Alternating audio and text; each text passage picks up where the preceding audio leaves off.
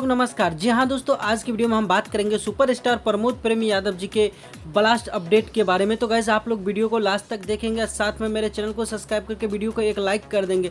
तो चलिए guys video को शुरू करते हैं और जान लेते हैं गाने के बारे में। जी हाँ दोस्तों, आप लोग को बता दूँ दोस्तों, प्रमोद प्रेमी यादव जी का आज से 2-3 महीना फिल्म का ट्रेलर रिलीज किया गया था, जिस फिल्म का नाम था हटकरी 2। जी हाँ दोस्तों, उस फिल्म में एक गाना है रात के मरई में। जी हाँ दोस्तों, ये गाने को बहुत जल्दी आप लोग के बीच में वेब म्यूजिक के ऑफिशियल यूट्यूब चैनल के माध्यम से रिलीज कर दिया जाएगा। भाई लोग बात करते हैं उस गाने को, तो प्रमोद प्रेमी यादव और प्रियंका सिंह की आवाज़ में वो गाना है और वीडियो में नजर आएंगे प्रियंका